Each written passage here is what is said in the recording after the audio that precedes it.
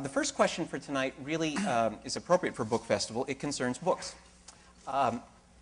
Basically, a lot of books dealing with atheism have been doing very well. Mr. Harris's books and several other authors. So something about these books is resonating with some Americans and people around the world. My question, why? Why are these books popular? Why are they resonating? Who wants to take that one? Am I on? Am I mic'd? Okay. Well, I think they're resonating for two reasons. I really can only judge on the basis of my motive for writing them, but writing the two books that I wrote. Clearly, 9/11 did something to our discourse. The liabilities of having people be certain of paradise became exquisitely obvious to many of us. And then the Bush administration and the fact that we have a president who begins every day on his knees in prayer and has Bible study, I think, has made many people uncomfortable. So that, I think, is certainly motivates a lot of readers, but I think it's easy to draw the wrong message from the fact that there are multiple so-called new atheist bestsellers, because between me and Dawkins and Hitchens and Dennett, I think we've sold something like 3 million books.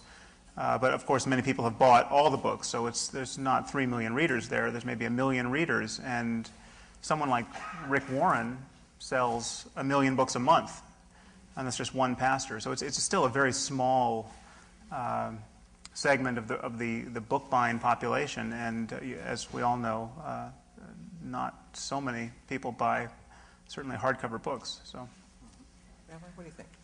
Well, there's no doubt that what is the Islamic threat, essentially, is which I'm sure we'll talk about more, but which I would say is a particular brand of Islam, which is right now a virulent strain, is something that has indicted all religion in some people's eyes, and I would say also that science and the place of science, which is at the heart of, in particular, Dawkins and Dennett's book, is part of what people debate about and I think don't understand very well. What do you think they don't get? They don't get that science is powerful, but it's narrow.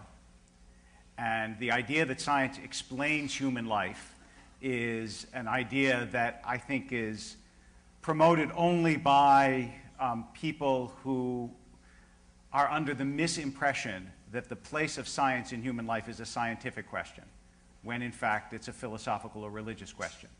And you can't explain the place of science in human life in scientific terms, just like you can't explain what an idea is in scientific terms. It's intangible and philosophical and religious.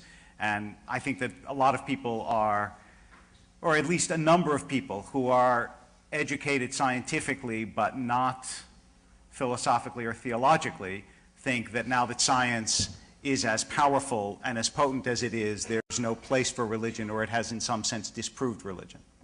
What do you think of that, Mr. Yeah, that's a very good place to start. Well, I think the one thing to notice is that the dialogue between science and religion has gone this way. It has been one of relentless and one-directional erosion of religious authority. I would challenge anyone here to think of a question upon which we once had a scientific answer, however inadequate, but for which now the best answer is a religious one. Now, you can think of an uncountable number of questions that run the other way, where we once had a religious answer, and now the authority of religion has been battered and nullified by science and by moral progress and secular progress generally. And I think that's not an accident. And the one area where religion still seems to hold its ground is now under assault by science, and it's very good that it is under assault by science. And this is the whole issue of morality and human happiness and what constitutes the good life. These are, and let me just tell you why I think this is a scientific question. Even the place of science is ultimately a scientific question. Because surely there are objective facts to be learned about the basis of human happiness. The moment you recognize that morality and spirituality and and value is a matter of happiness and suffering, and moving suffering in the direction of happiness, then you realize that if there are objective facts to know about human happiness, and surely there are, facts about the way that genes and ideas and uses of attention and economic systems, social structures, all of these conspire to make us happy or miserable. Again, it's true that scientific discourse is just in the beginning of addressing these issues.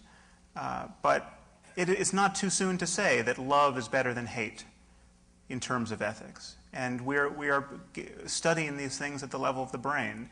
Eventually we will understand the brain basis of love and hate and the kinds of mechanisms, both cultural and personal, that ramify these states of mind. And there will be right and wrong answers. And we'll find, for instance, that honor killing is a bad strategy if you want to raise compassionate men. We know that already, but at some point we will know this biochemically. What do you think of that? Well, first of all, I can think of a couple of examples, although I don't think that that's crucial. But for example, Marxism, which was the scientific study of societies and was thought of as a science. Nobody thinks that's science. Nobody thinks it is now. You said an answer now that people once thought was scientific but no longer do. That's a good example. Oh, no, but let me just clarify my question. But a religious answer to life is much better now than this poor science that was Marxism, or for that matter, I would say, than the not very good science that was Freudianism. But go ahead. Well, I agree on both counts. It's just that the point to make is that the antidote to bad science or failed science or scientific incompleteness is good science and more science. It's not religion. By the way, I want to preempt that answer for religion. That's exactly the answer to bad religion or poor religion or failed religion is more religion, instead of saying that religion ought to be banished because, for example, people think mistakenly that good religion is flying planes into buildings. But I also think that the way that you set it up at the beginning is not the way that it used to be or that it has to be. That is, science and religion weren't classically in opposition, except in certain specific instances. And even those instances are much more complicated than we suspect. You know, Galileo and Pope Urban were friends. And there is a friendship issue as well as a lot of political issues that were involved in Galileo's eventual recantation. It wasn't just there was faith over here and there was Galileo over there, when in fact there were people in the church who agreed with Galileo. And Newton was a devout Christian, as you may know. And the relation between science and religion wasn't classically just oppositional. It was sometimes oppositional, but more often synergistic. And people believed that they coexisted as they should. But you can't answer the question of what's a good life scientifically. You can't. Why not? I can say what will make you feel a certain way. But whether that's good, let me give you an example. You talked about happiness. There are some people who've lived very unhappy lives that religiously you would evaluate as very good lives. I mean, Rabbi Akiva at the end of his life was not happy. Right? I mean, he was martyred. But if you were to bring Rabbi Akiva back to life and say, would you say that the end of your life was good or bad? He would say, I have no doubt, painful but good. And if you said to him, but what about scientifically? He would say, well, scientifically I was being burned alive. But you can't evaluate my life scientifically. And in fact, I just want to give one little sermonic coda here. Anybody, just one. Yeah. Just one for the moment. Okay. How could you know me so quickly? Anybody who has children or who believes that they're doing something important in this world, or who works in difficult circumstances to bring water to villages or food to hungry people, would say that the idea that you could scientifically demonstrate a good life is worse than empty. It's a mockery.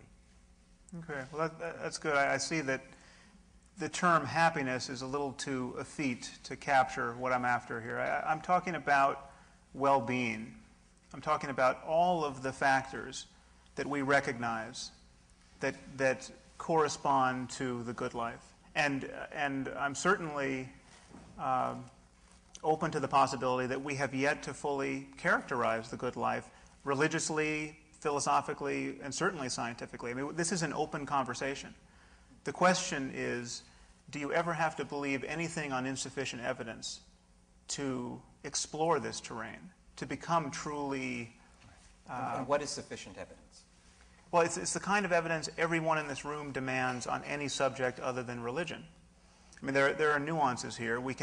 It takes a lot of work to rise to the standard of scientific evidence, but science is the one language game we are playing where we get really straight and rigorous about what constitutes evidence, where there's a process of peer review, where you have a lot of smart people trying to prove you wrong, and where you actually win points by proving yourself wrong. And this is not what religions are up to. Religions are not falsifiable in this way. And I think you used a phrase that I thought was very useful to frame this. You talked about what used to be and what must be, I think was your phrase. And I think we should reflect on what used to be, because our religions come to us out of a tradition, in many cases, of human sacrifice. I mean, human sacrifice was virtually a cultural universal. This is where we come from. These are the roots of religion. It's been by no means rare for a child to be born into this world only to find that he's being raised by religious maniacs who think that the best way to keep the sun on its course or to cure the king's venereal disease is to bury or butcher or burn him alive as an offering to an imaginary god. This is not just the Aztecs. This is the ancient Hebrews. Human sacrifice is in the Hebrew Bible, at times condemned, at times tacitly supported, at times demanded, and then, as you know in the story of Abraham, the demand is recanted. We come from generations of people who did not know a damn thing about the causes of events in the world that really concern them: the spread of disease, the failure of crops, the weather. And so religious discourse has changed. We're not sacrificing people happily now, but it has changed by virtue of progress from the outside. I mean, just certain modes of operation are no longer tenable. When you can get a weather report on the evening news, you no longer have to sacrifice a child in a vain attempt to control the weather. So, yeah, I did have a question. I want to go back to what you said at the very beginning, that religion is the one thing that we believe on insufficient evidence. And I want to ask you, and I'm only asking this a little bit tongue-in-cheek, but on what evidence do you believe that life is worth living?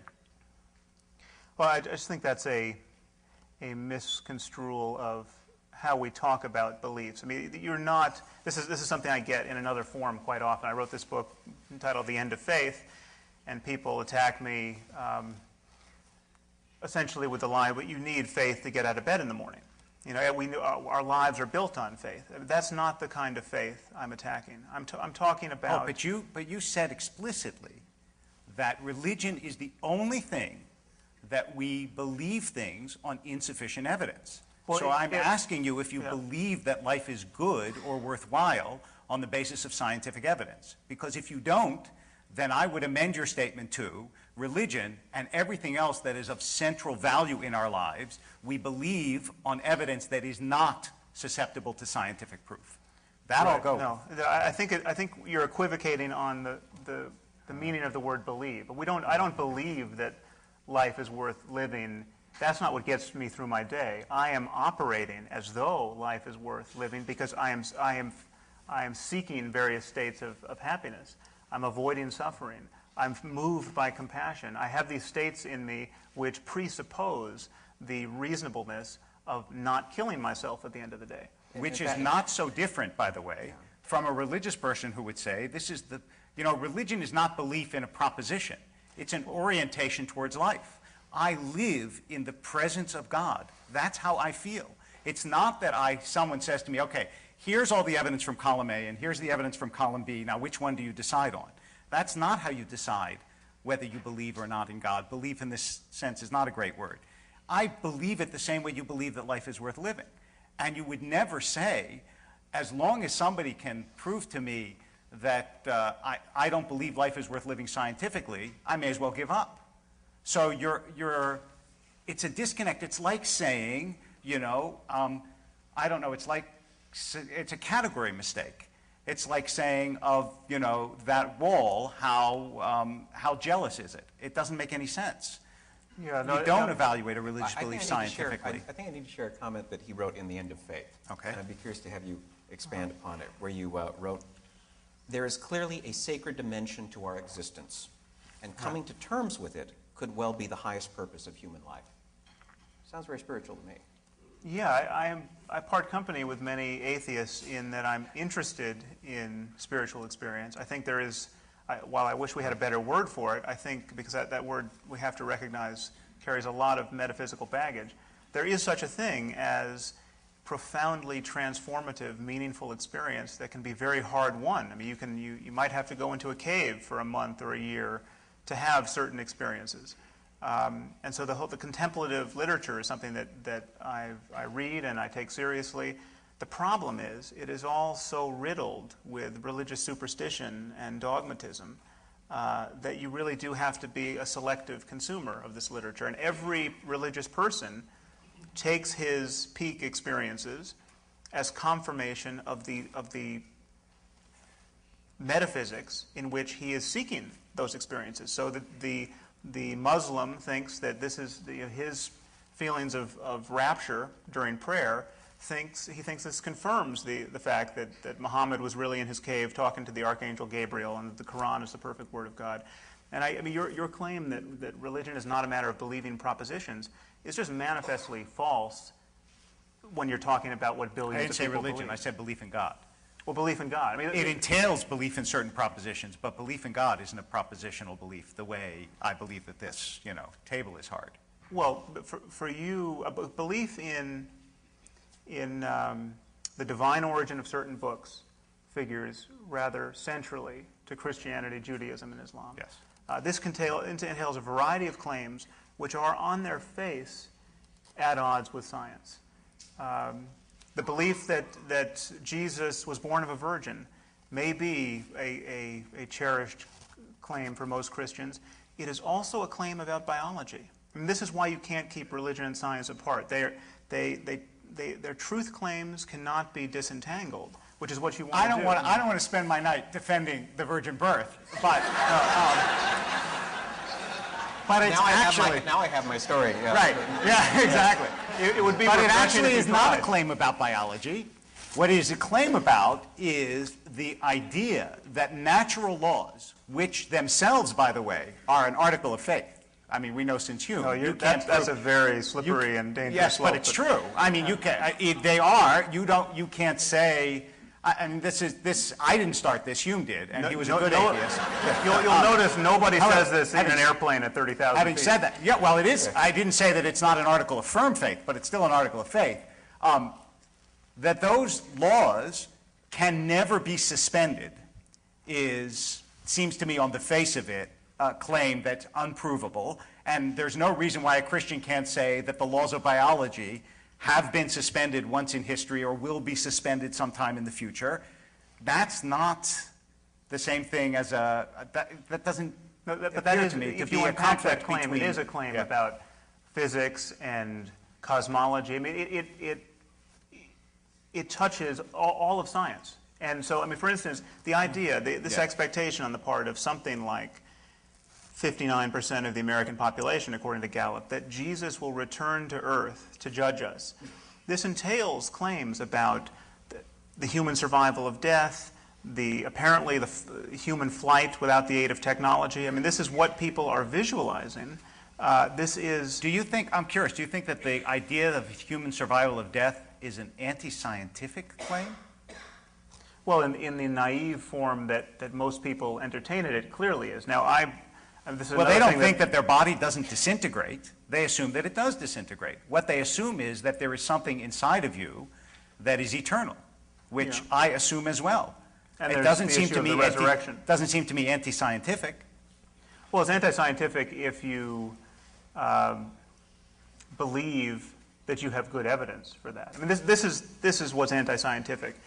When your certainty, when your convictions don't scale with your evidence. I mean, I'm actually open-minded on the survival of death. I don't know. You say about reincarnation, that there could even be evidence for it in your book. Yes, I mean, I can easily tell you what would constitute evidence. I'm not saying this evidence exists, but I mean, I can tell you what would constitute evidence for the truth of Mormonism. It's just not forthcoming. We're not going to get political on this. I mean, there are all kinds of scientific things you can say about religion, which religious people tend not to want to hear. I mean, you can say, for instance, that Mormonism is objectively less likely to be true than Christianity. And why can you say this? Because Mormonism is just Christianity plus some rather stupid ideas. Let me ask you seriously a question that's not. This question is actually not a gotcha at all. I really do wonder whether you believe that it is possible, since you say something about the viability of intuition in your book. I wonder if you think that it's possible for people to know things, or, if you don't want to use know, to believe true things and feel like they have evidence for true things that is not accessible through reason? Or is that not possible? Yeah, well, this opposition between intuition and reason ultimately is a false one, because our reasoning is intuitive to the core. I mean, if I ask you how you know that 2 + 2 makes 4, you will be at pains to explain it. And intuition is simply that mode we're operating in where things just strike us as true or false, and we can't get beneath them. Now, there are ways to get beneath them scientifically. I mean, we can know a lot about intuition and failures of intuition. And we use certain intuitions to get around other intuition. I mean, just take a very simple example. If I asked you if you folded a newspaper 100 times, how thick would it be? Most people intuitively think, well, I can do that, and it's going to be, as thick as the Sunday Times or a brick or something. But it's actually, 6 billion light years across.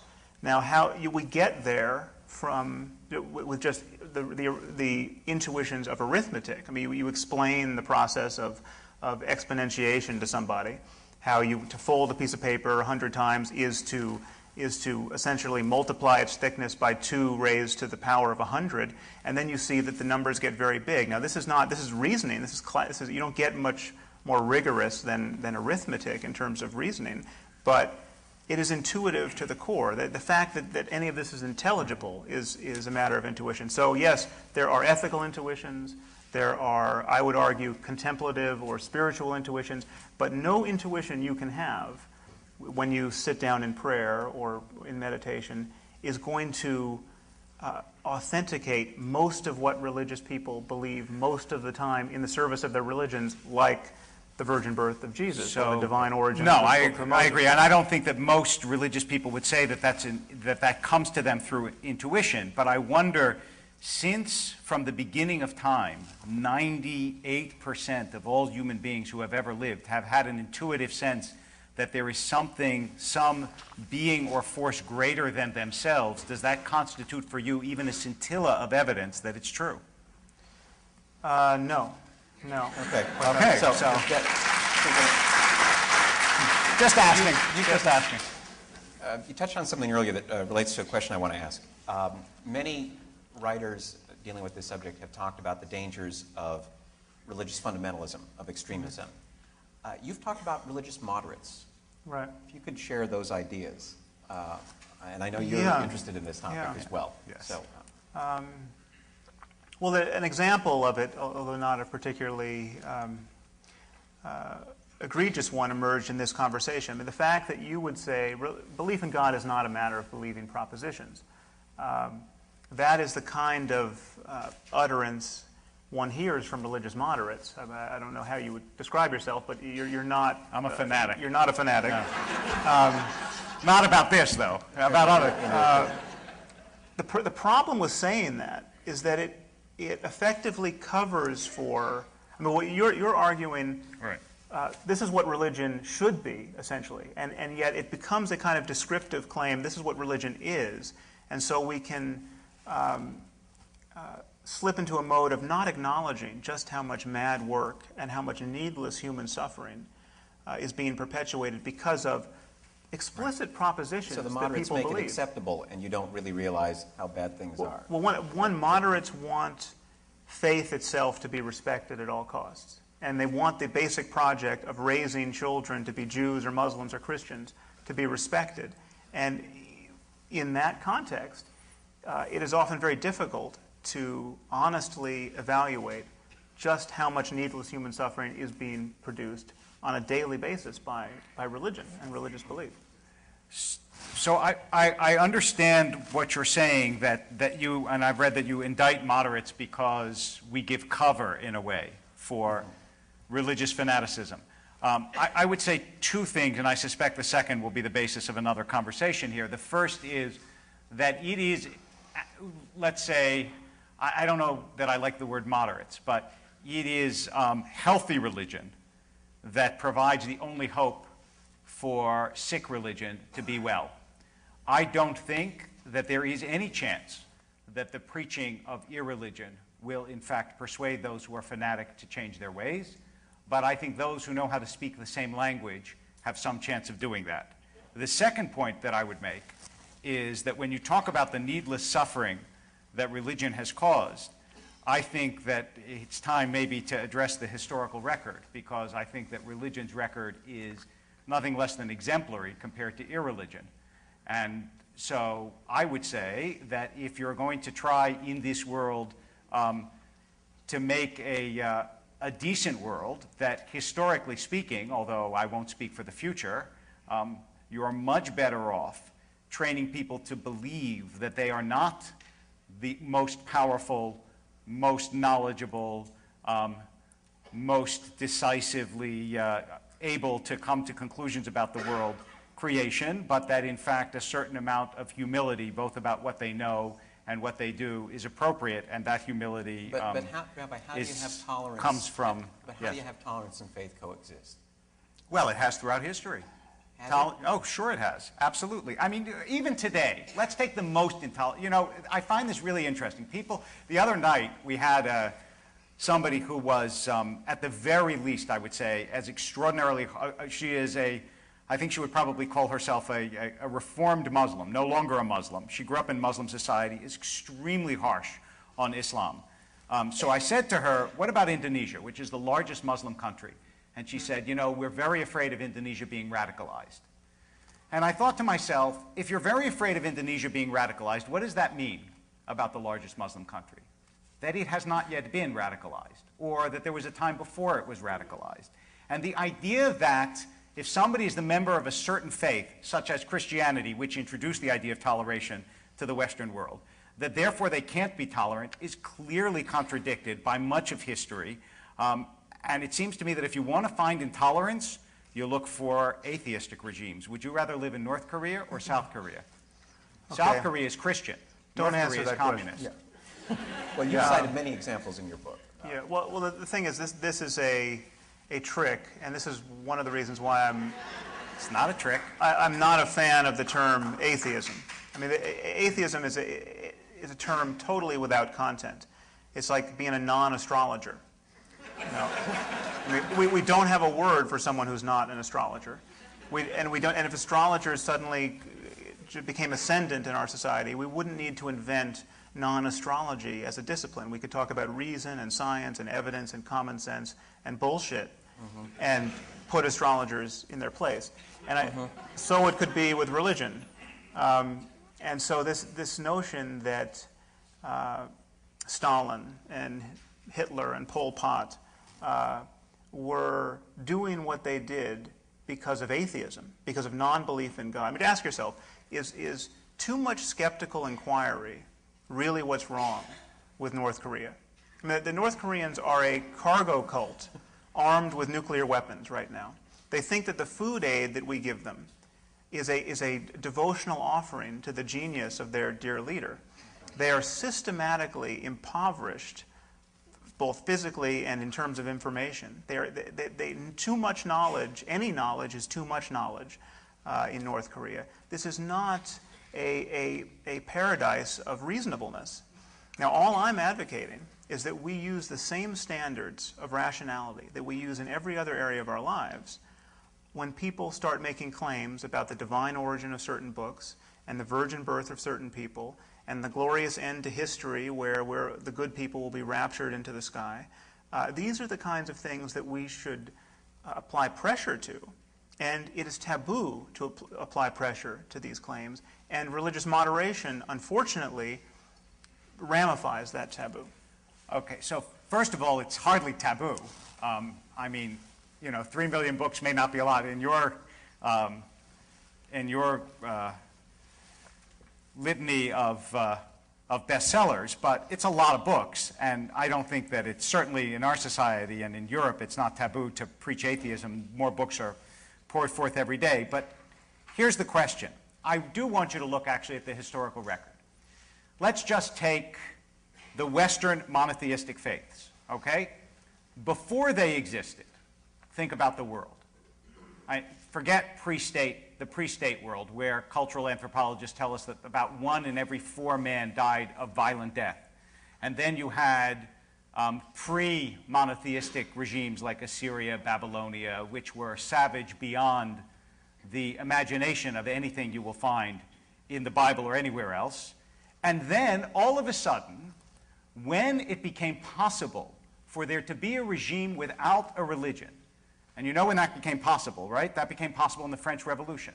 That was when it first became possible to not have a religion. Now, is it just an extraordinary coincidence that genocide started to enter the modern world, first with the bloodbath that followed the French Revolution, then with the Napoleonic Wars, that the worst war that ever happened in this country, the Civil War, was not a religious war, that when you had regimes, whatever you want to call them, that explicitly rejected religion, you had Stalin, Mao, Pol Pot, I mean, I could go on and on and on.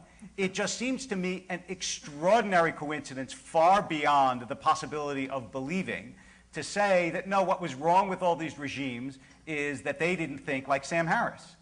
Because it's true, they didn't think like Sam Harris. But the values that you take with skeptical inquiry are values that, in fact, were taken from the religious regimes that you find unpalatable and that were rejected by all these regimes that were genocidal, including, of course, the worst from the point of view of any single country, which was Hitler, Mao, and Stalin. Okay, there are a few claims there that we have to shelve. One is this idea that you just claim that I got my morality from a religious tradition. Ask yourself, when you pick up the Bible or the Hebrew Bible or any holy book and find ethical wisdom in there, what is that process like? I mean, you pick up Leviticus or Deuteronomy, and you find that if a woman is not a virgin on her wedding night, you're supposed to stone her to death on her father's doorstep. Okay, presumably you choose to reject that pearl of ancient wisdom. And then you find another line, I think this is also in Leviticus, love your neighbor as yourself. Or the golden rule, as preached in the New Testament. And this resonates with you as a good operating premise to generate further moral intuitions. If nothing else, it's a good ideal to live toward. Now, that process, the guarantor of your morality in that case is not the book. It's in your brain. And this kind of truth testing is something that we bring to religion. Now, religion does a lot of work on people, and you can get good people to believe some very terrible things in the name of God, and this is what worries me about religion. And I think we waste time talking about Stalin and Hitler and Pol Pot, frankly, because these were political religions. These were dogmatisms through and through, and when anyone started to make too much sense in opposition to these dogmatisms, they were carted off and killed. These were not contexts in which rational discourse prevailed and the best idea won. So to call them science is just to misuse the term. And it's I mean, in the case of Hitler, it's just a total non sequitur because Hitler never really repudiated Jesus, and he used Jesus in his speech, and he was facilitated by 1,000 years of religious fulminating against the Jews in the name of Christianity. I mean, religion is implicated, certainly, in the Holocaust. So it's not, I think, a conversation worth having. I'm sorry, I brought a quote. Okay. This is from Viktor Frankl, who is a survivor and a therapist. This book, The Doctor and the Soul. The gas chambers of Auschwitz were the ultimate consequence of a theory that man is nothing but the product of heredity and environment, or as the Nazis like to say, of blood and soil.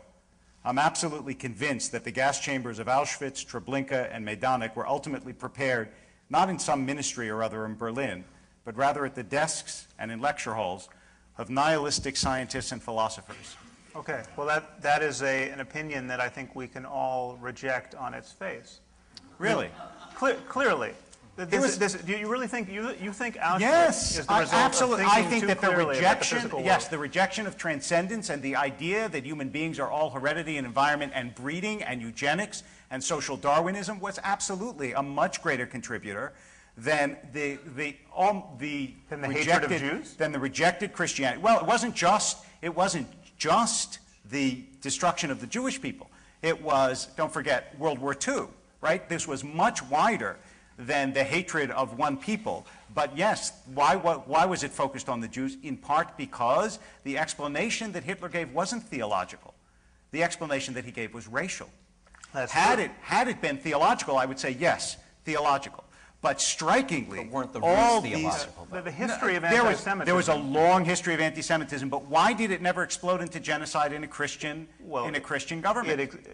It was, first of all, the history of the Jews in Europe is a history punctuated by rather ceaselessly by pogroms and murder that was explicitly religious. I mean, you have something like host desecration. Yes. I don't know if you know about this phenomenon that I came across while researching my first book. The communion host is thought to be, once blessed, is thought to actually physically be the body of Jesus. And therefore, if it's mistreated, this is, you can literally, in torturing a cracker, you are torturing the body of Jesus. There are accounts of whole villages purged of Jews who were accused of having mistreated crackers. So the question is, does the belief in the transubstantiation, which is a belief that I would have thought could be rather harmless, have anything to do with the idea that someone can mistreat a cracker and that you should kill him for it? Yes, it does have something to do. It's impossible to believe in the torture of crackers unless you think transubstantiation is a fact. But what it's not impossible to believe in is the torture of one group by another.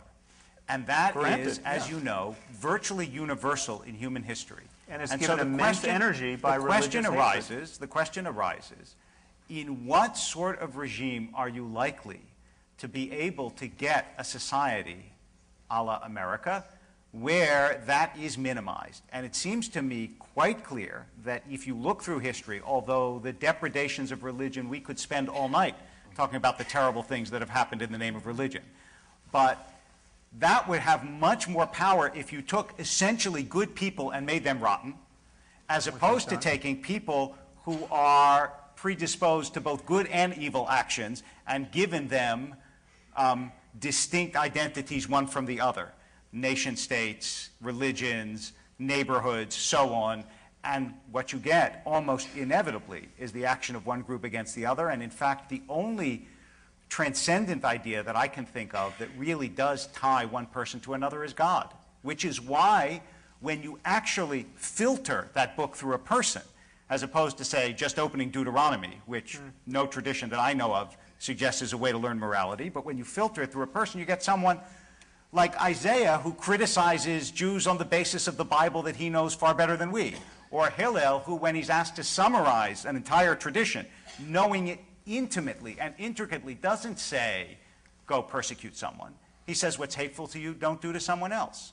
Because even though you can cherry-pick lines that are both funny and destructive, the truth is that every tradition is not made just of propositions. It's something that's lived and is bred in you, and if it works well, produces magnificent human beings. Yeah, and the problem is there are many gods and books on offer. Yes. And they make incompatible claims about Yes. how we should live in this world. That's true. Again, the hope, I mean, you're proffering a hope for humanity, which is the right religion most of the time. I don't know how this is going to interact well with the spread of destructive technology. I don't know how we're going to get to a future where Muslims believing in martyrdom and Christians believing in the rapture will be a good recipe for good neighbors. I think that is a kind of a reductio ad absurdum of this more religion argument. Again, I reject the analogy to the most repressive totalitarianisms of the 21st century. I'm simply arguing that we need to cease to reward people for pretending to know things they do not know. And the only area of discourse where we do this is on the subject of God. Let me ask you.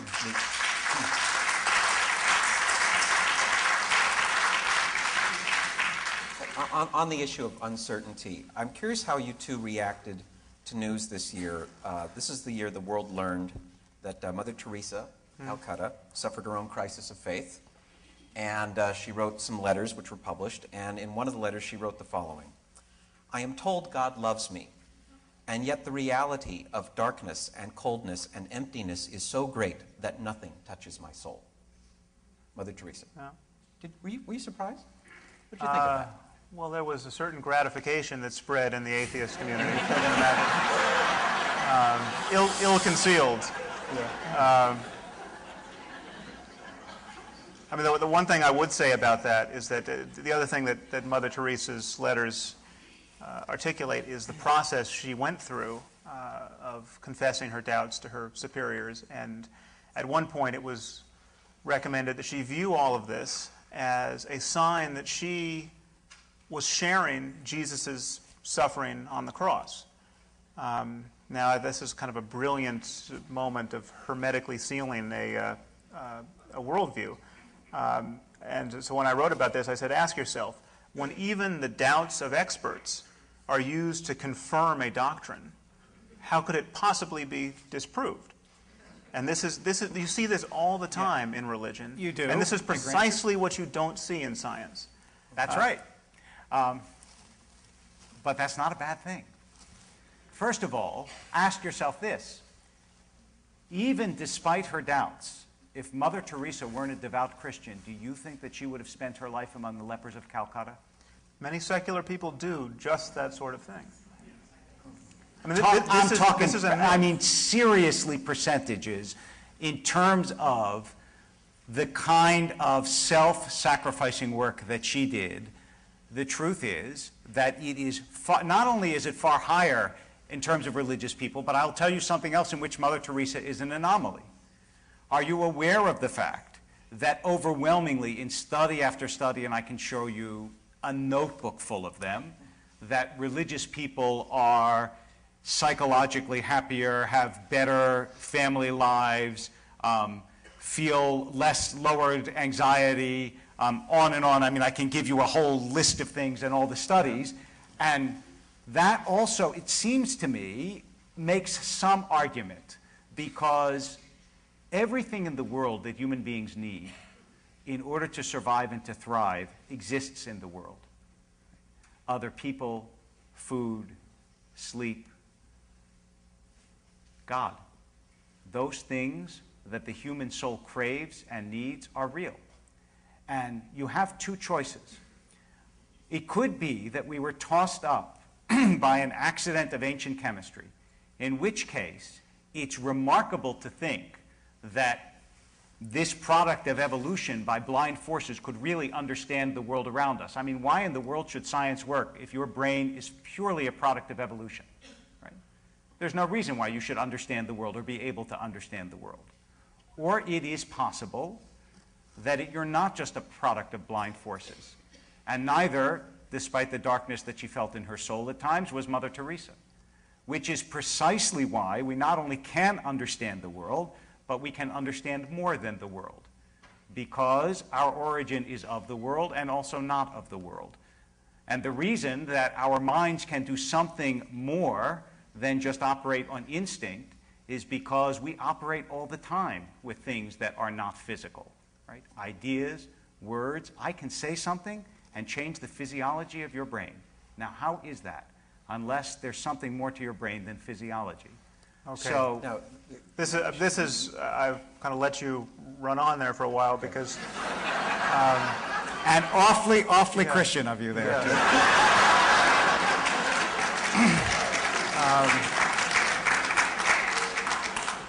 I certainly didn't mean that disparagingly, No. but Okay. you were essentially talking the talk of science, or attempting to talk the talk of science. You're talking about No. the basis of ideas in the brain, or they couldn't possibly be rooted in the brain. No. They're non-physical. I mean, Yes. that's prejudging essentially the mind-body problem. Yep. You're talking about the improbability of all of this emerging out of the early chemistry of the Earth. I mean, don't we need an intelligent designer of some kind to do that? These are scientific claims. And it's ironic that religious people generally talk about humility, talk about the arrogance being on the side of science, and then at the drop of a hat weigh in on scientific claims and make claims about the nature of the universe that no cosmologist can make, that no biologist can make. I mean, this is I have quite lots of astonishing. cosmologists and biologists who make the identical claims that I did, but they're actually not scientific claims. They're philosophical claims. Well, many of them are scientific. I mean, when you're talking about probabilities, when you're talking about the relationship of mind to matter, these are scientific claims, and we know that almost everything you take yourself to be as a matter of subjectivity has its basis in the brain, and we know this with one exception. I mean, I have written about this, that we have not reduced consciousness itself to That's brain a function. fairly formidable exception. It's huge. Yeah. It's huge. But everything else you take yourself to be as a matter of mind, your ability to recognize faces and speak English and form concepts. I mean, people have this naive idea. When you think of yourself as a soul that may yet survive your death, you are thinking of yourself very much intact. I mean, the stories of going into the tunnel of light and recognizing grandma entail a fair amount of mentality. Mentality we know can be disrupted at the level of the brain because we see these neurological complaints all the time.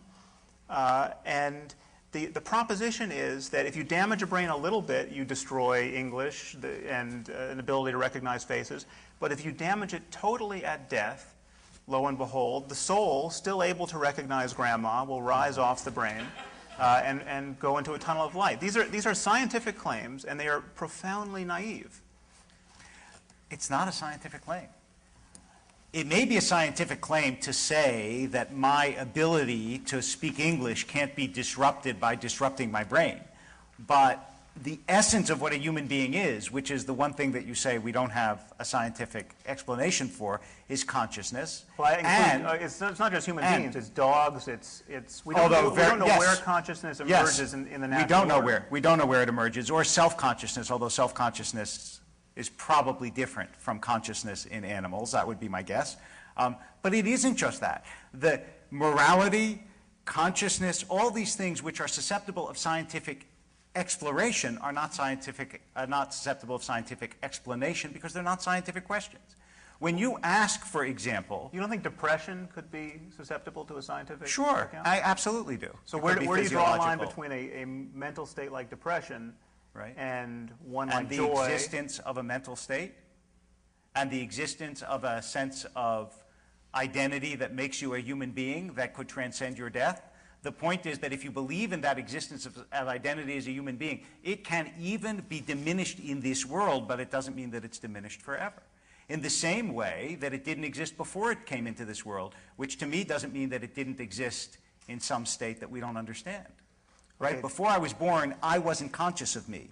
Does that mean that I really didn't exist at all? That, to me, is a religious claim, You don't exist. many people claim to find it impossible to believe or to imagine that they won't exist after death.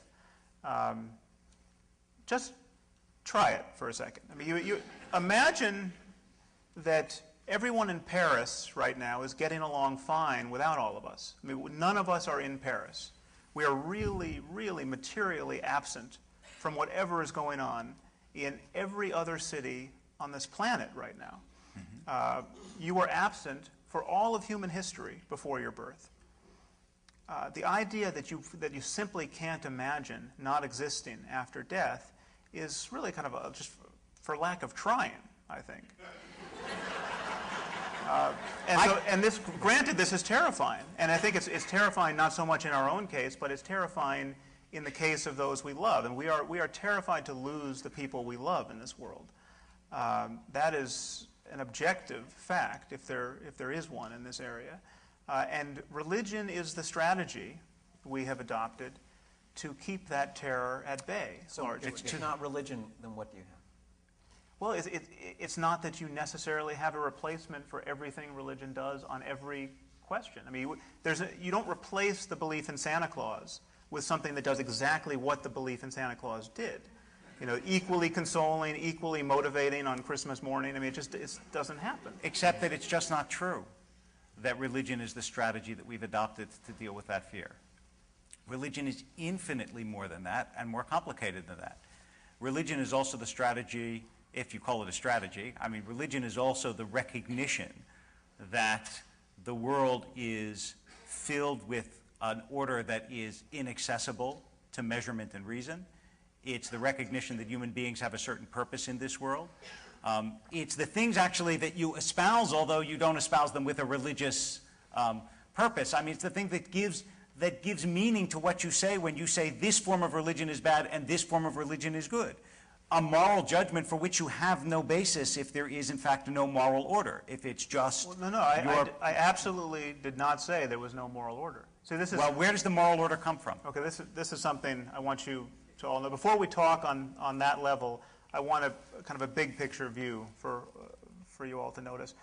There are three ways to defend religion. One is to argue that religion is true, that one specific religion is true, or that God exists, or that the Bible was really dictated by him.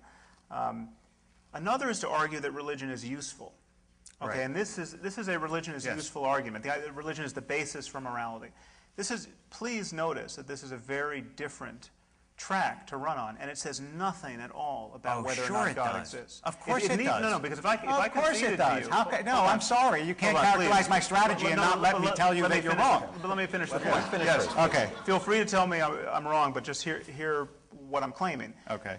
Even if I conceded that religion is profoundly useful, so useful as to be indispensable. You know, people without religion will just rape and kill each other, and we don't want that, so by all means, fill the churches and mosques and synagogues. That would not, for a moment, grant credence to the idea that one of our books was dictated by an omniscient being or that such a being exists. All religion could function like a placebo. And I could invent a religion for you right now that would be guaranteed to be useful, in fact, more useful than any religion in existence, and you would know it would be untrue. I mean, right this moment, I could invent a religion which the precept is be kind to others, don't lie, cheat, steal, or kill, and this is where it gets novel. Make sure your children make every effort to understand science and mathematics to the best of their abilities. And if you don't By the way, you could take that right out of Maimonides. He said that. Okay, and if you don't do that, you'll be tortured for eternity after death by a 17-headed demon named Dexter. Okay? Right. If we could spread this faith to billions right now, we would live in a better world. Absolutely. If we could replace Islam with this faith, we would live in a better world, for starters. Okay? But that wouldn't lend the slightest credence to the idea that such a demon exists or that torture after death. Can I tell you now why I disagree? Okay. So you're going to argue that it would lend credence? You're about to hear what I'm going to argue. Okay. If you live in a world in which the laws of that world fit with the natural world, then it suggests that in fact you are living the way you are supposed to live, the way that the world intends you to live. If there is, I'm not saying that this is a proof, but that it's a support, no doubt. If there is a God who ordains a certain morality and you live that morality and in fact it creates a good society and a happy life and all those things, then of course it lends credence to the idea that the world is designed a certain way by a designer who wants a certain thing. And when you say, well, I'm going to take all those moral principles and separate them from God and watch, if you do those and you learn science, you're going to live a good life, all I would say is, absolutely it does. That's exactly what religion has been saying, and the reason it has been saying that is because religion is based on the notion that there is this invisible order which human beings can participate in, that is ordained by something that is transcendent, and all those things combine to provide the religious person not with proof, because you don't ask for the same kind of proof that you do in science, but with conviction that that's true. Well, it's not a question of convenience. It's not a question of convenience. Do you ask for the same? If I say Sam Harris's prose is straightforward, do you say, oh, it's very convenient that you don't have to prove that scientifically? No, you say correctly, the judgment of straightforward prose, even though it may be universally shared, is not something that's susceptible of scientific proof. It's just the way it is. Or if I say Saul Bell is a wonderful writer, and you say to me, put that in a test tube, put that in a test tube, or I won't believe it. Yes. But no scientist, the existence of God is not a scientific claim. No scientist and no atheist has ever argued that every claim is scientific or needs to be subjected to that kind of proof. This is really a matter of common sense, and yet religious discourse I couldn't agree with you more. It is a matter of common sense. And yet it's violated all the time when you say to me, why isn't there any proof for God? And the answer is, it's not a scientific claim. That's exactly, I mean, for the last, I don't know, 45 minutes, that's what I've been trying to say. This is the liability of the discourse of religious moderation, because this is not how most people, most of the time, practice their religion. What people actually believe is that one, they're rewarded after death in certain circumstances. They will be rewarded. There's a difference between an eternity of happiness and an eternity of suffering. And it really matters what name you call God and what you believe and the precise kinds of practices you engage. And in the case of Islam, it matters if you die in the right circumstances, and nothing's more auspicious than dying a martyr. So I'm happy to make common cause with you to say this kind of religion is bad religion. Okay, but when you extrapolate that to all religion is bad and we should have the end of faith, what you're doing is you're doing the equivalent of saying, because there is junk science, let's throw out all the PhDs. No, it's a false analogy. I'm objecting to the very thing you are typifying in this conversation. You are saying that religion is not a matter of making those claims to knowledge. Religion. No, I said God isn't. God, the God belief in God. Okay, those two are not identical. Religion is a path to God. Because religion is a path to God. What are you calling God? What am I calling God? Where is God? God is the intangible creator of the universe, in whose presence a human being can live, and according to whose dictates or will a human being can live in this world. But what is your evidence for the existence of God right now? I don't have evidence because it's not a scientific claim. Okay, but unless you want to say, unless you want to say, oh, well, I shouldn't say it that way. I don't have proof because it's not a scientific claim. If you want a supporting idea, I would say my understanding of other human beings and my experience of other human beings, which leads me to believe that there's something more than material. My understanding of the design of the world, which leads me to believe that we're here not by accident. My appreciation of the fact that human beings, even though we are made of stuff, have consciousness, which leads philosophers like Galen Strawson to assume that even rudimentary material has consciousness, because he can't explain how consciousness arises. Right. My experience of religious human beings and the way they live, and the fact that they live in harmony, to my perception, with an invisible order that gives them a life of a certain sanctity and holiness. This is a general claim. Religious human beings generally live in harmony with... No, I said my experience of certain human beings. I mean, I can keep going if you want me to keep going. Well, no, I think you've put enough on the table. Okay, none of those are scientific evidence. Many of those claims trespass upon the territory of science overtly. I mean, the claim about... Your understanding other human beings being suggestive of a divine artificer. Is that a scientific claim? Absolutely. Extraordinary. Is your understanding of mathematics also suggestive of a divine artificer? No, it has to do with my experience. Your ability to learn language? Do you understand? It has to do with my experience of you. When I'm looking at you right now, Right. you may assume that what I see is material, but that's not what I see. And it's not what I believe. And I think that I there's understand something- it's not what you believe, There's but something in you that is more than you believe. I really think so. This is Now, if you want to make that a scientific claim, you can. But I'm telling you, it's a metaphysical claim, and to confuse the two is a mistake. Okay, you can add any metaphysics you want. Thank you. In that, by that means, I mean, I can say, I see you as a reincarnate personality, and I think you were probably I was someone famous on Atlantis. Yes, Don't make me like a washerwoman in a previous people movie. do this all the time. I mean, you can broadcast. I mean, this is constrained by our common sense in every other domain of discourse. I mean, just take, for example, the people who think Elvis is still alive. Okay, what's wrong with this claim? I mean, why is this claim not vitiating our academic departments and corporations? I mean, I'll tell you why, and it's very simple. We have not passed laws against believing Elvis is still alive. The problem is that whenever somebody seriously represents his belief that Elvis is still alive, in a conversation, on a first date, at a lecture, at a job interview, he immediately pays a price. Yes. Yeah. He pays a price in ill-concealed laughter. Right. Now, surely you can agree with him on that. That is a good thing. Now, then he could rattle on about, this is not a scientific claim, this is a matter of faith. You know, when I look at you, I see you might be Elvis. I mean, he could do this. Except that, you know, this is like I mean, almost all the books. I don't believe it's in your book, to your credit, but the Bertrand Russell teapot analogy, right, which Dawkins is so fond of, that there might be a celestial teapot circling the globe. I think it's in my book too. Is it? Shame on you. If you make a claim about the existence of a physical entity like Elvis or a teapot, yes, that is evaluated the way you evaluate any other physical entity. That's why I keep saying, and I will say it again, that it is not a scientific claim to say that I believe you have a soul or that God exists. If it were a scientific claim, then you would be able to evaluate it the same way you could get a telescope and look for a teapot, but you can't. Let me ask you a question that deals with, let me change gears on you guys here. A question that deals with human creativity. Okay.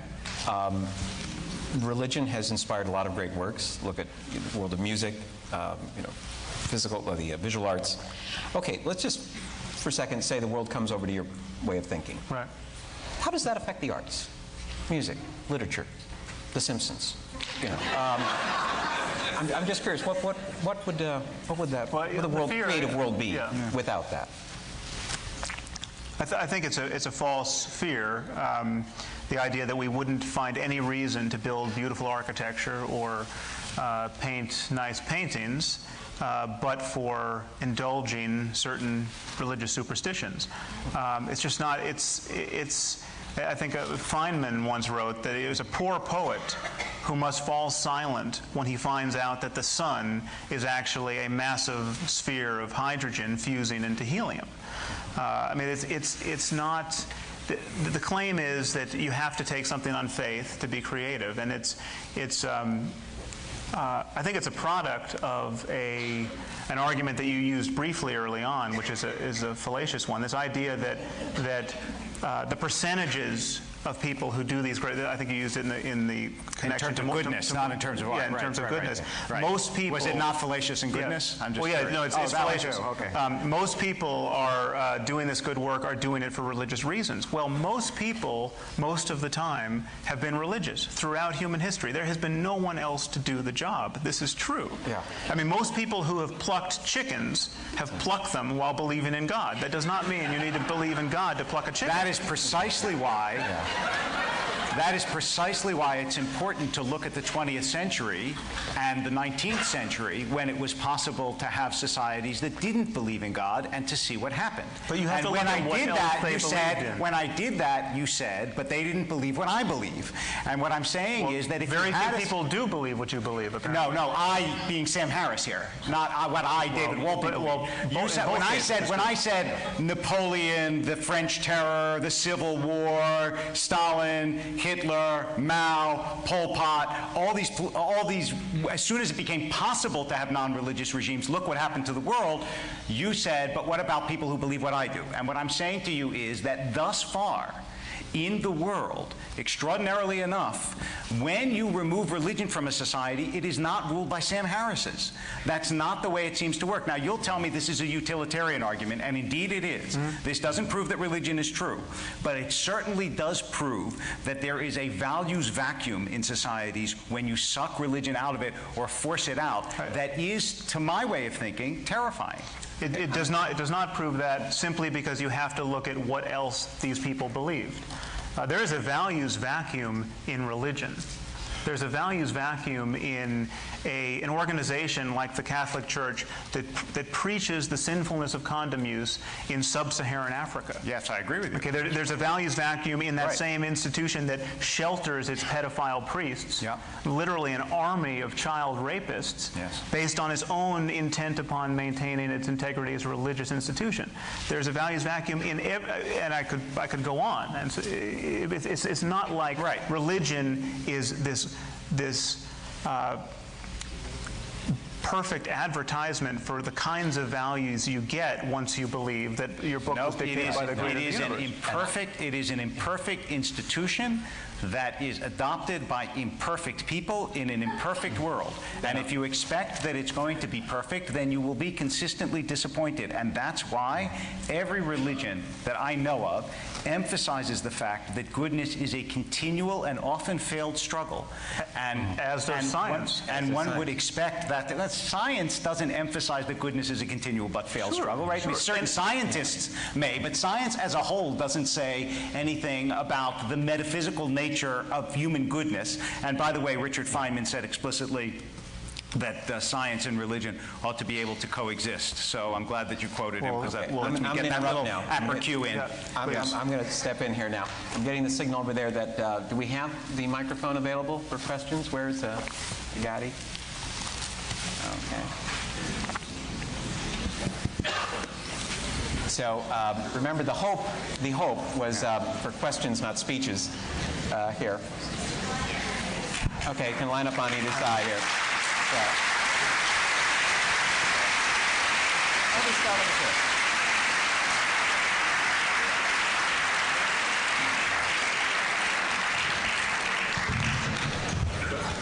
here. You ready to speak? Okay, then. Do we have someone on this side who has a question? Yes, please.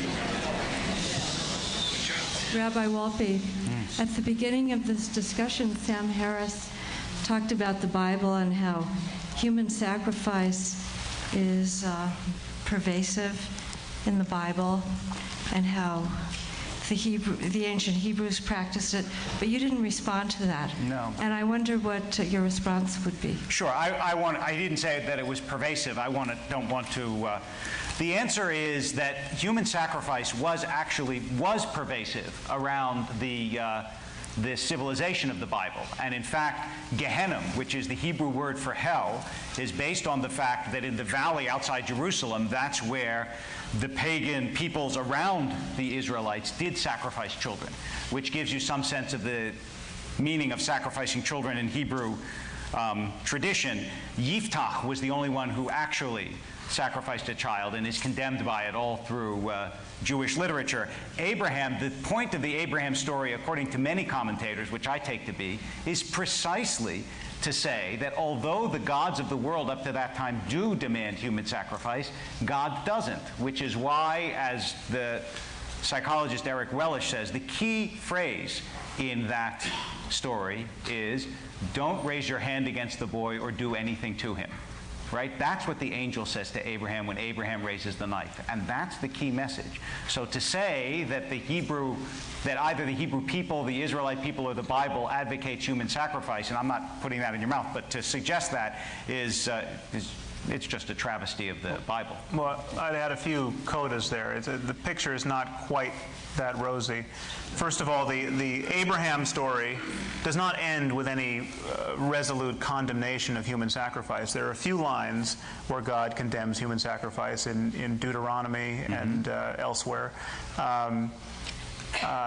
There are a few moments where he tacitly rewards it in the sacrifice of Jephthah's daughter. You might know that story. That's what I just mentioned. Okay. Right. There's a place where God claims to have gotten the pagans to have, this is in Ezekiel, he's got the pagans to practice human sacrifice so as to further defile them. And we might question the morality of God on that. You might, but that does suggest clearly that in the mind of Ezekiel, human sacrifice is a terrible thing. Yes? It's by no means as clear as you would want to be. It is the most terrible thing. It's a needless horror imposed upon by ignorant people on ignorant people. And in other words, that sacrifice which they did not practice and condemn is a mindless horror by ignorant people on ignorant people. First of all, they practice it. They got the substitution of animals. Right. The best God could think of was to substitute animals for this blood sacrifice. So, I mean, how many people in this room think animal sacrifice is somehow really as good as it gets? I'm just curious, how many of you eat meat? Just raise your hand. And when that animal is killed for the meat that you eat, is it a sacramental thing that feels holy when you understand you're doing something about taking a life? Or do you let the slaughterhouse just kill the animal and you buy it in saran wrap? Just curious. Not so easy. Oh, okay. Question over here. We're going to go back and forth. Yes, sir. Mr. Harris, you got pushed into a corner a couple times on the issue of utility, if not on the epistemic issue. And it seems like for a bunch of reasons, including like building imperfection and so preventing scapegoating, there is a degree to which it's tough to institutionalize skepticism. It leaves a complete vacuum, not an imperfection, when we try to suck it out of society. If that should turn out to be true, is that an indict of at least the New Atheist movement, if not of small forms like this where we discuss the epistemic validity of God? Is there an idea that we shouldn't be going outside telling people to be skeptical of God because it leads to a bad society? Yeah, no, it's not a... there are kind of two levels on which I heard your question. I mean, how did you mean skepticism? Skepticism in terms of... In every time where the rabbi said atheist society has gone bad, you're like, yeah, that's not my atheist society. That's an ideology. Well, no. The thing is, it's a false analogy because what was operative there was not too much skeptical inquiry on the nature of God. An unwillingness to believe in the divine origin of certain books. What was operative there were other ideas about the purity of German blood in the case of the Holocaust, ideas about economics and rather bogus ideas about science in the case of communism. And these were other ideas, and just the rampages of tribalism and greed and megalomania on the parts of certain leaders. Other things were operative. It's not. I mean, I want to make it very clear. I'm not holding religion accountable for all the bad things religious people have done in the world. I'm holding it accountable for all the bad things they only could have done because of religion. Okay, and that's why calling Stalin an atheist is a false argument. He was not moved on the basis of his critical inquiry, on the basis of his lack of faith, to kill tens of millions of people. I want to clarify that because I agree with you, but I don't think you're addressing the point. The question is not, I'm not saying that, put an atheist in and look at the terrible things they'll do. I don't want to be understood to be saying that. What I'm saying is when you remove religion forcibly from a society, the question, and I think this is what the questioner is asking, history shows that you get so far a terrible result. So the question is, can you in fact institutionalize this wonderful skeptical inquiry scientific basis that you assume. But he's not suggesting doing it forcibly. Nobody is suggesting a program here. I'm suggesting a program. Exactly what we do. Worse. It's exactly what we do with Elvis. I mean, or astrology, or anything else that gets laughed off the dais. I mean, just imagine if, or it's what we do with any other god but the God of Abraham. Imagine a political candidate who was forthcoming about his belief in Poseidon. It would be a problem. He could not possibly get elected. It's not like someone has proved that Poseidon doesn't exist. I mean, that is Russell's teapot. You cannot prove that Poseidon doesn't exist. The question is there any good reason to believe he exists? The answer is no. It's the same answer for the God of Abraham. Okay, question over here, sir. This is for first Mr. Harris, and I guess Rabbi Wolpe will respond. You had mentioned that there were 3 ways, I believe, to defend religion: the argument about truth, the argument about utility, but I didn't catch the third, and I don't think you got to the third, because I think the third you went off on some tangents, and I was curious what the third was and what the response to that would be. The third is simply to attack atheism essentially as another religion, to say that it's intolerant, dogmatic, that it relies on the same kind of, Rick Warren said it when I debated him for Newsweek, I don't have enough faith to be an atheist, he said, because it's the most gratuitous faith claim of all. It's the claim that the universe came out of nothing. Who could believe that? I mean, that's essentially the third. Okay. For that. Yeah. Question over here. Yes, Rabbi, before you were saying that your belief in a soul or belief in God is a metaphysical claim, not a scientific claim, which I guess means essentially it's a leap of faith. If it's a question of a belief in faith, then why, in the words of Rodney King, can't we all just get along? Why are religions fighting one another, killing one another over something that essentially is a fairy tale? It's I was with you until the last 2 words. Okay, so let's put the fairy tale phrase aside. And look, this is a critical question, and I would give 2 separate answers to it, both of which I think are complementary in both. First of all, it's very rare, not unprecedented. The Crusades are probably a precedent. It's very rare for religions to fight each other for no other reason than religion.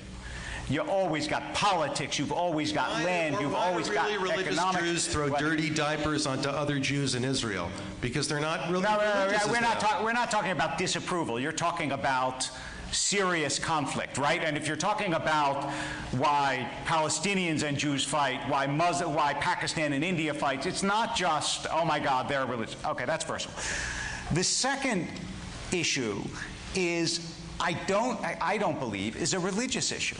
The second issue is an otherness issue. Anybody who believes that human beings are basically good and kind towards one another has never visited a playground. Right? All you have to do, just go see how kids treat a kid when he first walks into the playground, because he's the other, right? And the challenge to religion is to transcend the treatment of the other, which at its best it does, and at its worst it doesn't. But the reinforcement of they're the other happens not only in religion. I mean, why did France and Britain fight a 100-year war with each other? It's not because of religion. It's because the damn Frenchmen and the damn British, right? And that's ingrained in us, and that's what we need to overcome. Thank you. Let's see. Question over here. Yeah. Mr. Harris, these are 4 short quotes from your book, The End of Faith. While religious people are not generally mad, their core beliefs absolutely are. It is difficult to imagine a set of beliefs more suggestive of mental illness than those that lie at the heart of many of our religious traditions. Theology is now little more than a branch of human ignorance. And last, people who harbor strong convictions without evidence belong at the margins of our societies, not in our halls of power.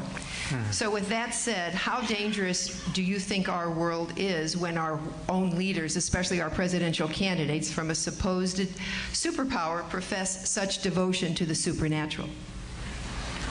Well, clearly I'm worried. I mean, I wouldn't be doing that. I think it's a few things to say here. It's easy to exaggerate the problem, and it's easy to overlook very important differences among religions. I mean, one problem with a discussion like this is we have a word religion that is a suitcase term. I mean, religion is a word like sport. You know, you have a sport like, you know, Thai boxing, where people get killed and hit in the head with elbows and knees, and then you have a sport like lawn bowling. You know, what is in common between these sports apart from breathing? Not much. And yet they're both sports. And religion is like that. You have a religion like Jainism, which I occasionally reference because it is the one truly nonviolent religion. I mean, the core dogma of Jainism is nonviolence. So that no matter how fanatical you get as a Jain, you are never going to be a Jain suicide bomber. I mean, you simply cannot make sense of it by the lights of Jainism. Now, by no stretch of the imagination is Islam a religion of nonviolence. Islam is a religion of violence in certain circumstances, and it is a great danger to us all that these circumstances can be construed with enough agility as to apply almost anywhere, anytime, to anyone who wants to die for the faith. Now, I'm not saying all Muslims view their religion this way, but there are very few tools within Islam by which to say, oh, Osama bin Laden has completely misconstrued the faith. He has not completely misconstrued the faith. So between Islam and Jainism, you know, we have a range of convictions and behaviors born of them. And the style of discourse that you're using to talk about, again, what religion should be, not what it is, I would argue, just obfuscates this terrain. We have people really killing and dying based on propositions that they are granting credence to, and these beliefs are thriving in a context in which they are immune to criticism. And we are collaborating in that process by not criticizing them publicly, incessantly, relentlessly until we break this spell. I see. And now another question over here.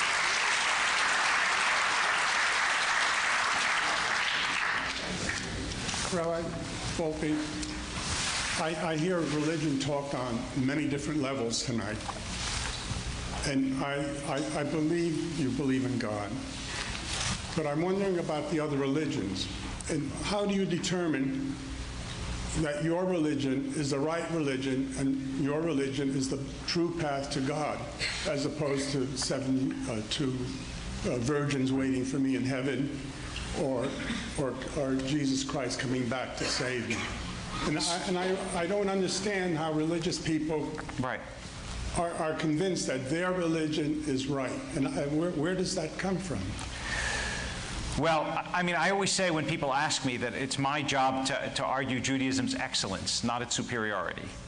I'm actually not concerned to make truth claims over other religions, because religion is not just a matter of propositions, it's also a lived life. The way that I understand it is, religion is an orientation and a system of patterns and behaviors that allows you to live in the presence of and with the consciousness of God. I assume that other religions can do that too. What I evaluate in other religions are the things about them that impinge on the rest of the world, like Sam was just talking about, right? If you're a suicide bomber, then I condemn that in your religion, which leads you to do that.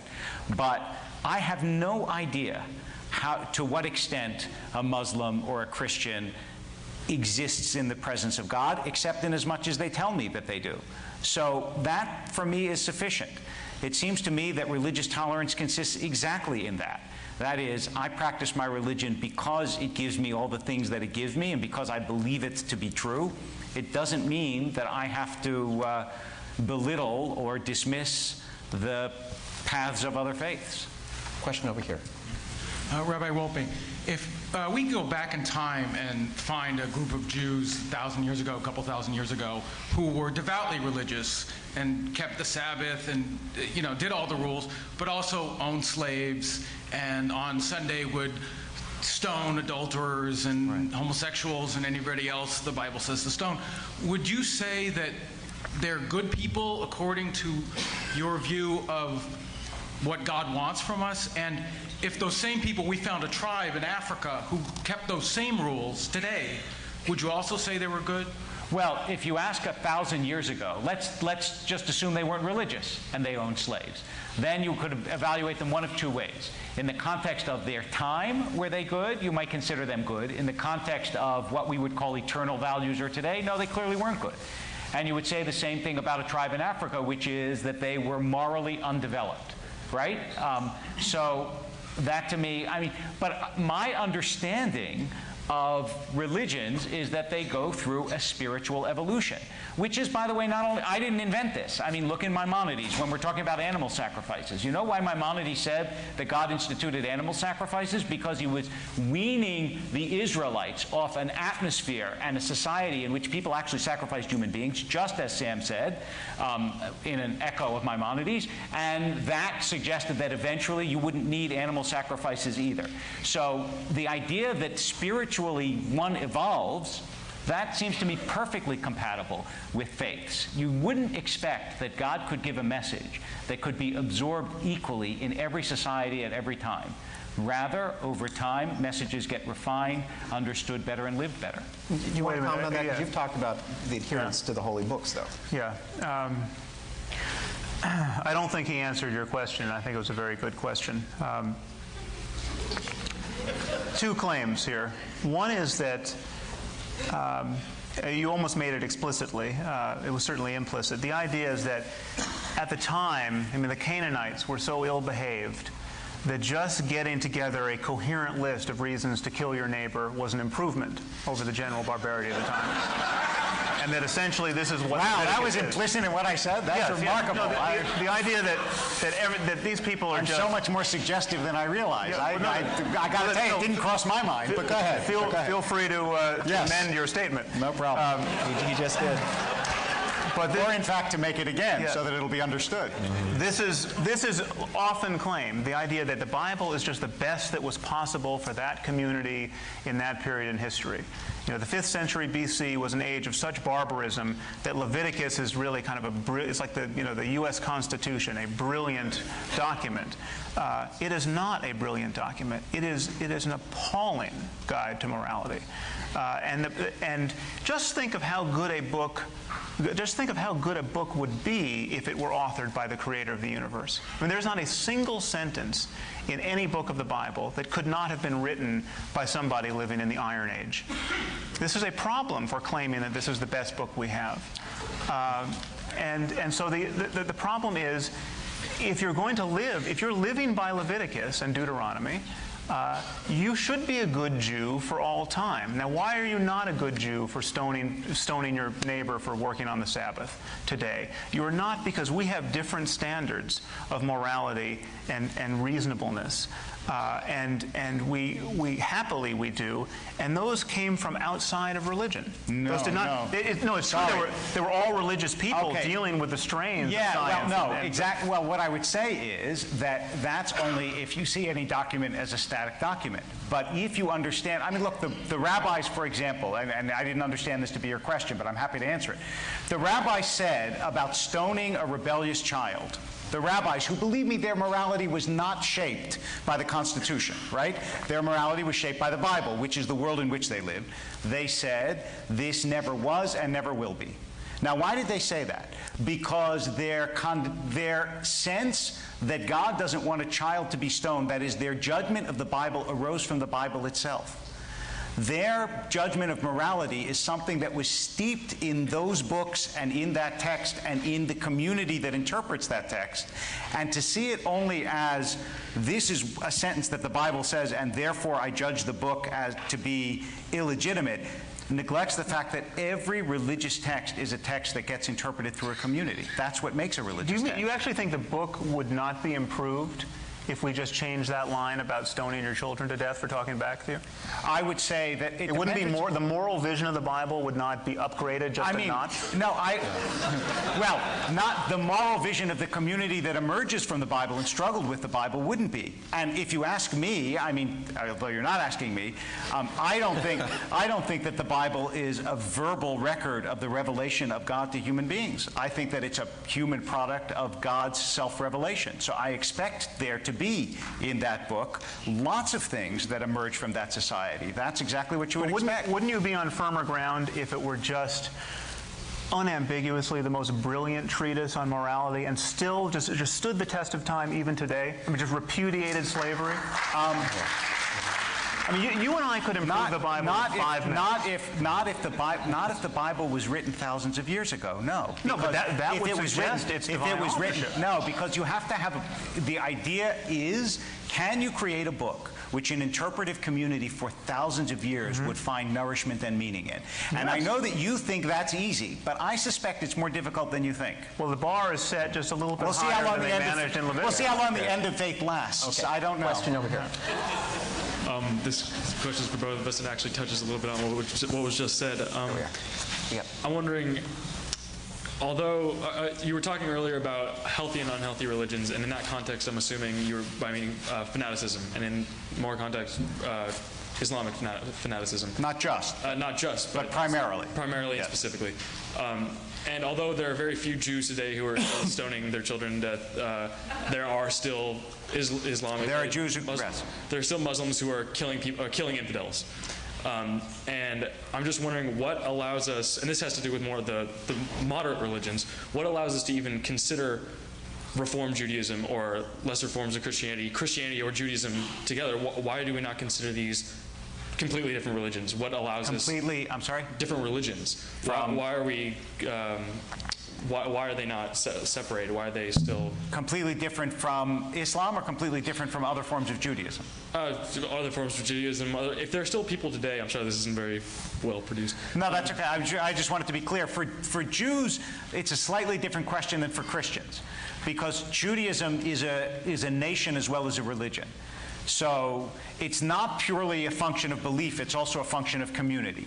For a Christian, you might, I mean, look, for a long time, Protestants and Catholics essentially felt that they belonged to different religions, despite the fact that we would see them as the same. I don't know exactly what the breaking point is, but I suspect that it's less doctrinal than it is organic. That is, at a certain point, like the Karaites, they just sort of stepped outside of what was the mainstream of Judaism and then disappeared. Whether that will happen to Reform, Conservative, or Orthodox Judaism, time will tell. But I don't know. We have a question over here. Yeah. Rabbi Wolpe, you pointed out that people with religious faith have been found to be happier, more content. Isn't it possible that that's just because they have found an answer? They've found answers to the most anxiety-producing questions that humans have about where we come from and where we're going after we die.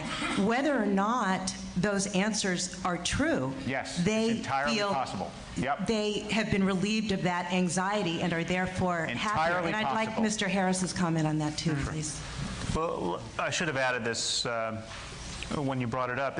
That literature is a mess, and there are obvious confounds in many of those studies. For instance, religion is very good at building community, and we know that having lots of friends and loved ones around is very important for people's sense of well-being, and the variable of community has not been teased out in many of those studies.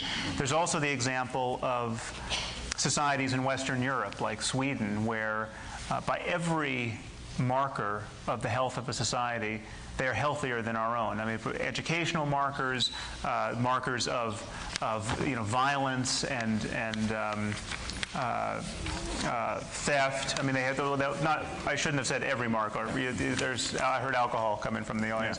Okay. But the thing to notice is that even in the most atheistic society on the planet, which is Sweden, the level of generosity. I mean, the really like kind of the Christian virtue of generosity, both within the society and to the developing world, is much higher than it is in our culture. So it's not that this can be read both ways, and much research is yet to be done on the actual effect of religion on the society. I have a lot more to say about it, but I know that there are questions waiting. So it's been a long night. Let's just take a few more questions, and I think we may call it meeting. Yes, sir.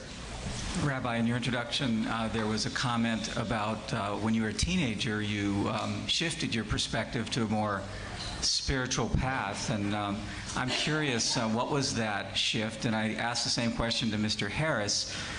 When you were growing up, was there any kind of religious background, and did you have a turning point in your life where you made a more scientific approach to philosophy? This is a slightly long story, so I'm going to very much abbreviate. It was a long process for me. It wasn't a single experience, and a lot of it had to do with my understanding that religion wasn't the crutch for weak people that I automatically assumed it was when I was an adolescent, and that in fact it reflected often a profounder understanding of life. And I would say there's almost an ironic flippancy and defensiveness about being a teenager that makes it more difficult to understand what I would call the deeper levels of living. Mm-hmm. And was there a turning point for you, sir? There was no turning point in terms of I had an interest in religion from a very early age and in religious experience, but I never was religious. I never was brought up in a religious tradition to which I'm now reacting. But the moment I really started thinking about the liabilities of religious belief came after 9/11. I mean, that was... Oh, you, and then that's it. Yes, sir. It's particularly for Mr. Harris. There have been many scientists who've been religious people, and many religious people who've also been scientific. Why can't the two coexist? For example, one thing I've always remembered that I studied in college, Blaise Pascal had his famous wager. Right. Since you can't prove the existence of God nor disprove the existence of God, I'm better off acting in my life as if it's true that God exists. Right. And I was wondering if you could comment on those. Yeah, well, I think the best way to address the compatibility of science and religion is in the person of Francis Collins. I don't know if you know him. He ran the Human Genome Project for the U.S. He's a medical geneticist, obviously a scientist with a great career in science, and he's also an evangelical Christian. And he's written a book entitled The Language of God, where he claims to square his evangelical Christianity with the last 50 years of molecular biology and argue successfully that God exists. We know this based on scientific principles, and Jesus is his son. Now, I can't say that he's not a scientist, but what I can say is that the place in his book where he tells you when his doubts were truly removed, his conversion experience,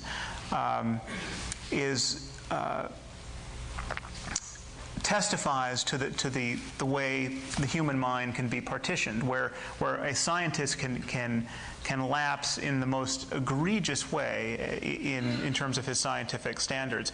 And because the passage goes like this: I was hiking in the Cascade Mountains and came upon a beautiful frozen waterfall, and my doubts were removed, and I fell to my knees in the dewy grass and surrendered myself to Christ. That's virtually verbatim. So now I would suggest to you that it should be obvious to all of you, and it certainly should have been obvious to Francis Collins, that if a frozen waterfall can testify to the divinity of Jesus, anything can mean anything. He said he actually elaborated on this point. In an interview for Time magazine, he said the waterfall was frozen in 3 streams, and this put him in the mind of the Trinity. Okay, this is psychotic thinking in any other context. You know, what about that? No, wait. Is that maybe that's the point? Well, of course, it's exactly the point. When you apply the wrong category to the wrong experience, it seems ludicrous. What he was saying is, I had a religious experience. Read the first chapter of Ezekiel. You'll see it in even a more extreme form. A religious experience, if you're outside of it and you evaluate it, of course, so does a poetic experience. I could say to you, shall I compare you to a summer's day? And you'll say, that's an idiotic thing to say. I'm not a summer's day. Well, of course you're not. And yet, there is a truth in not you are, but and yet there is a truth in metaphor and in imagery. And what seems to me significant, and by the way, I've read Colin's book, and I think it's a pretty good book. What is significant is here's a guy who was trained in science, who evaluates things scientifically and recognizes intuitively, as not everyone does, that his experience of religion is not to be evaluated scientifically.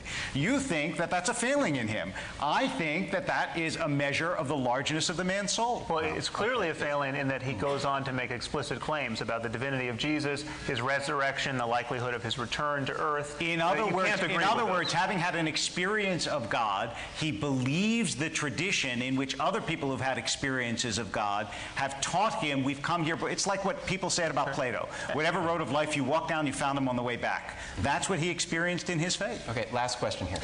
Okay, Rabbi, do you think that Western religion in particular, and especially as far as science is concerned, the problem is anthropomorphic imagery of God and all the stories that we tell that, of course, appear to be, just unfathomable. Right.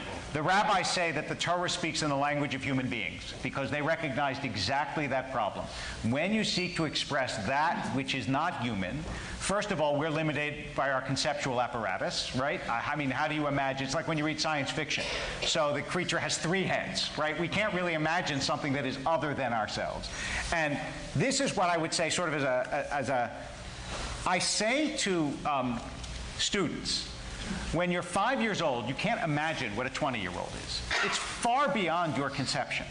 Now, we are, in terms of God, far less capable of understanding God than a 5-year-old is of a 20-year-old. So we use very elementary images to explain something that is infinitely greater than ourselves. The only time it sounds silly is when you think you have to put God on a conceptual grid. When you say, well, obviously, there's no God, because like Yuri Gagarin, the cosmonaut, said, I was up there in space and I didn't see him. Right? Yeah. So all I can tell you is, if that's your measure, you'll never see him. Yeah. So now let me.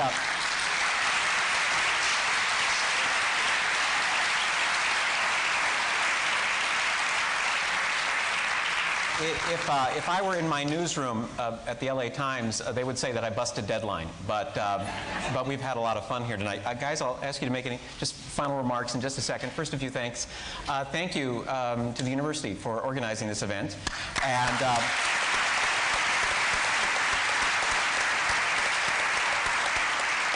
thank you for those who asked questions, and you're a very polite and wonderful audience. And thank you for inviting me to the picnic. I really appreciate that. And don't forget, folks, books are out there in the lobby. Any last thoughts, gentlemen, you want to share? Oh, I go first? I will just a continuation of what I said, which is that the Bible says that the beginning of wisdom is reverence for God, and I would say that the beginning of wisdom, rather than, let's say, reverence for God, the beginning of wisdom is the assumption and the belief that it could be possible that things exist in this world which human beings cannot measure, to which they do not have access, except by something that is transcendent inside of us. Just as our limbs have limitations and we can't fly, our minds have limitations too. But the fact that we don't understand something greater than ourselves doesn't mean that it doesn't exist. Yeah, Mr. Harris.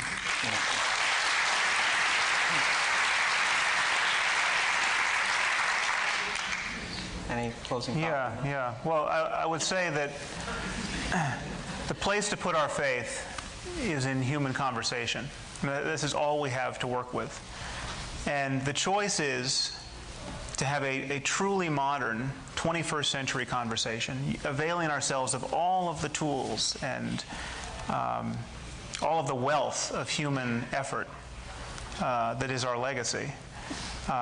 Or we can fixate our conversation in a prior century. It can be the 7th century if you're a Muslim. It can be the 5th century BC if you're a Jew. And we can privilege a conversation that was had then among people who could barely see the wisdom of swapping out their child for a goat in a sacrifice. And dignify their claims to understanding reality with some kind of special prescience. And I think we should be very leery of doing that, given what we see about us in the name of religion. Okay, thank you.